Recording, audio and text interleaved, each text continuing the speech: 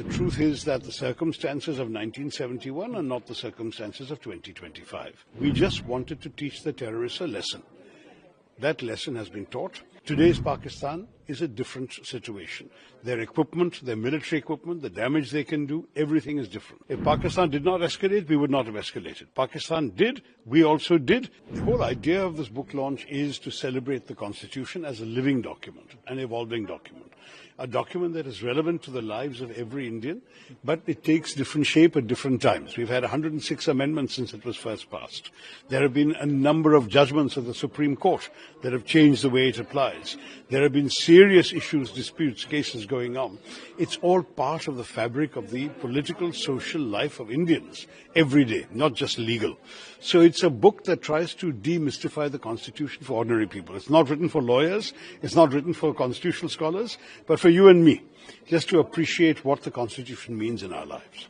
Sir, a big development happened between India and Pak, sir. What's your take on it? Because now on all social media, Indira Gandhi is trending, and Congress party is saying that Indira is iron ready. You see, the fact is that, to my mind, we had reached a stage where the escalation was needlessly getting out of control. Peace is necessary for us.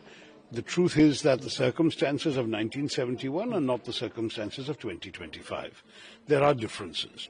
As far as I'm concerned, I believe that the people of India deserve peace. We have suffered a lot. We have lost a lot of casualties. Ask the people of Poonch how many have died since this war began and the shelling from the Pakistanis. I'm not saying that we should always stop wars. When there are reasons to continue them, we should continue. But this was not a war we intended to continue. We just wanted to teach the terrorists a lesson. That lesson has been taught.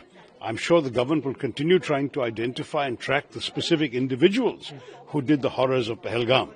But as far as this particular conflict with Pakistan was concerned, there was no reason to risk the loss of more lives and limbs and fortunes. We need to focus on the well-being and prosperity of Indian people, of growth, development, progress. I think the peace is the right way to go at this stage. Sir, India's position on terrorism will be, remains the same.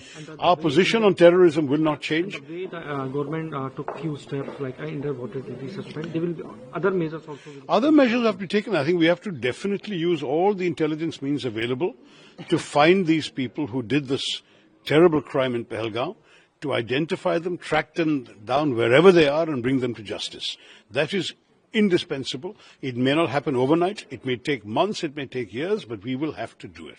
No one should be allowed to get away with killing innocent Indian civilians. But that doesn't mean we should put the entire nation at risk in a prolonged war.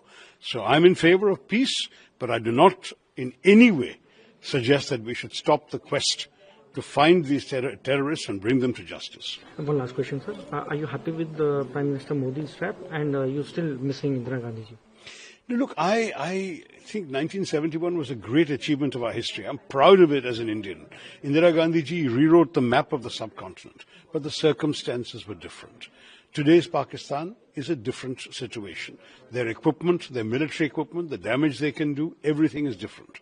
And the circumstances of Bangladesh, we were fighting a moral cause to actually bring people to freedom and liberation. That was a completely different story. This is a different story. We would have ended up with a much longer, protracted conflict with a lot of loss of life on both sides, a lot of damage, a lot of expense. Is this the biggest priority for India today? No, it's not. We wanted to teach those who had sent these terrorists across that there is a price to be paid. We still have to catch the individual terrorist perpetrators, but we do not need to tie the whole country down in a war. That is something I've been very clear about from the start. India did not, I believe, at any stage see the action of the 7th as the beginning or the opening salvo of a long, protracted conflict. For us, it was one-off. We'll do it. If Pakistan did not escalate, we would not have escalated. Pakistan did. We also did. It was getting to a point where if it continued like this, we would needlessly have been caught into a long, drawn-out war without a clear objective at the end of it. Liberating Bangladesh is a clear objective. Just keeping on firing shells at Pakistan is not a clear objective. You see the difference.